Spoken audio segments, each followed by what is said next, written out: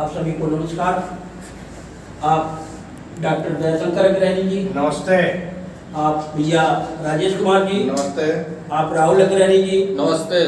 आप अनिल कुमार अग्रहरी जी नमस्कार। आज चर्चा होनी है भारत सरकार द्वारा जो लाई गई जाति जनगणना जातियों के आधार पर, तो इस पर आज राय विचार होगा।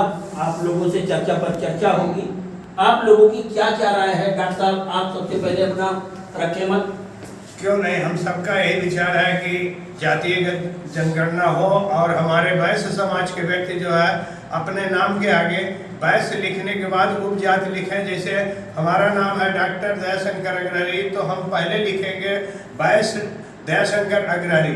जी सही कह रहे हैं। आपकी बात में दम है, आपकी बातों में दम है।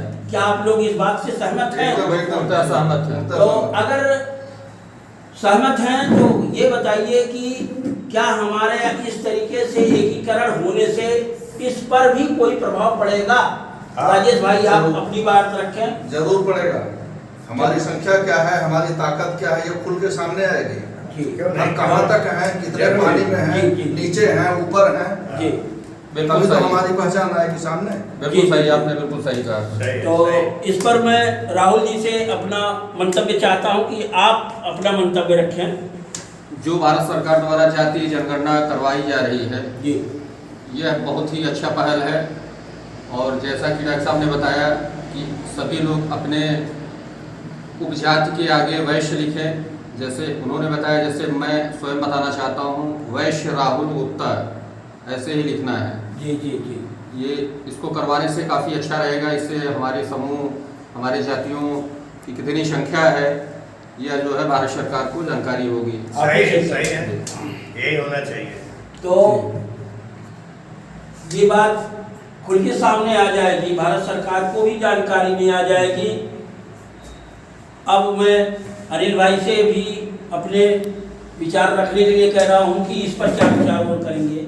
नहीं, मेरा भी विचार सही है। डॉक्टर साहब के बातों से मैं सहमत हूँ, राहुल जी के बातों से भी सहमत हूँ कि कोई भी कर्मचारी, सरकारी कर्मचारी अगर जनगणना के लिए आता है तो अपने वैश्य समाज के लोगों से मैं यही आग्रह करूँगा कि वो लोग अपने नाम के आगे पहले वैश्य लगाएं, वैश्य के आगे फिर अपना जात। इसलिए कि जब तक हम वैश्य नहीं लगाएंगे तब तक हमको एकजुटता मालूम नहीं देगा। सही बात है। और तब तक ये हम सरकार जाने की ही नहीं कि हम हैं क्या, कितने लोग हैं। सही बात है। वैश्यों की संख्या कैसे निर्धारित होगी? इसके पहले इससे समाज को और सरकार को सबको पता चल जाएगा कौन कितने प्रतिशत में है, कितने परसेंट में है, किसकी कितनी भूमिका है हमारे देश के लिए, कौन क्या कर सकता है, किसको कहाँ से मतलब सहभागिता दिया जाए राजनीति में या समाज में। और डॉक्टर साहब एक बात ये भी है, पहले जो जागरूकता नहीं थी हमारे वैश्य समाज में, जागरूकता नहीं थी जनगणना के लिए। कभी भविष्य में अगर आए होंगे तो वैश्य लिखते नहीं थे। नहीं तो कोई अग्रही लिखता था, कोई जायसवाल लिख देता था, इसमें सब बट जाते थे। इसीलिए तो हम निकल गए थे। वैश्य भाइयों से आग्रह करूंगा कि आगे कोई भी जनगणना के लिए अगर आता है तो आगे नाम के आगे वैश्य लगावे, उसके बाद अपना जात लिखेगा। इससे सरकार की निगाह में हम लोग आ जाएंगे और जो सुविधाएं हैं सरकार की जी वो हमको मिलने लगे। जी आज हमको पिछड़े हैं, आज हमको पिछड़े हुए हैं, आज इसीलिए पिछड़े हैं। जब तक हम सरकार की निगाह में नहीं आएंगे तब तक हम लोग पीछे ही रहेंगे। तो ये पहल सरकार की बहुत वैश्य समाज के लिए बहुत अच्छा है, बहुत बढ़िया है। और हम यही सबसे चाहेंगे, निवेदन भी करेंगे कि आप लोग ऐसे ऐसे करिए, इसी हिसाब से हम लोग आगे निकलेंगे। बहुत बहुत धन्यवाद। जातिगत जनगणना जो है ये हर समाज के लिए फायदेमंद है और हर समाज को यह पता चल जाएगा कि हम कितनी संख्या में पूरे भारत में हैं और हमारा कहाँ कितना योगदान होना चाहिए, कितना हमको कहाँ मिलना चाहिए, इसकी भी जानकारी हमको हो जाएगी और सरकार देगी भी। क्यों नहीं देगी? भाई जो ज्यादा हमारी जनसंख्या ज्यादा है, हमारा प्रतिशत ज्यादा है, फिर भी हम दबे हुए हैं। सही बात है। बिल्कुल सही कह रहे हैं। क्योंकि बटे हुए ध्यान नहीं दे रही हैं, है। बटे हुए हैं इसलिए दबे हुए हैं।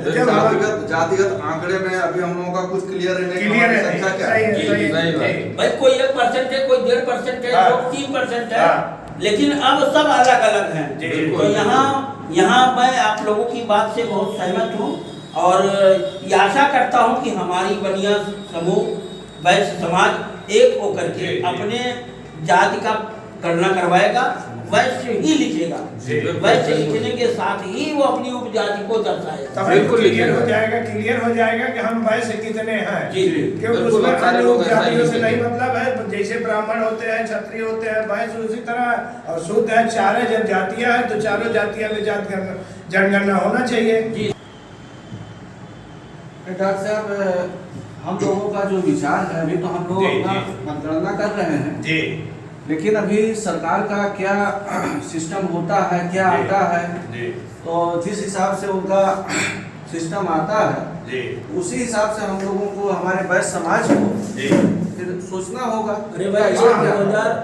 2026 तक ये जनगणना होनी है। जी। अभी क्या प्रोफार्मा आएगा, हाँ। क्या सही उसमें बदले सही है, सरकार की नीति के हिसाब से हम क्या लोग को बदलाव, चलना क्या होगा। सरकार का जो भी फॉर्मा आएगा हम लोग उसके नीति अनुसार उसकी क्या होती है, कैसे होती है, सही उसी हिसाब से अभी जी, तो हम जी। लोग अपना एक विचार प्रकट कर रहे हाँ। हैं कि अगर ऐसा होता है तो जी। हम ऐसा ही किया जाए, जी। तब आगे हमारा हाँ, समाज सरकार आएगा। के प्रोफार्मा के हिसाब से हम लोग आगे चलेंगे। अभी अपना विचार रखे हैं, जी। हम लोगों का विचार जो है इसके बाद सरकार के आधार जी। पे सारा प्रक्रिया होगा। जी जी जी बिल्कुल डॉक्टर साहब जी। बिल्कुल सही डॉक्टर कहा। साहब के बातों सही से कहा। जी धन्यवाद आप सभी का बहुत बहुत धन्यवाद। बहुत बहुत धन्यवाद।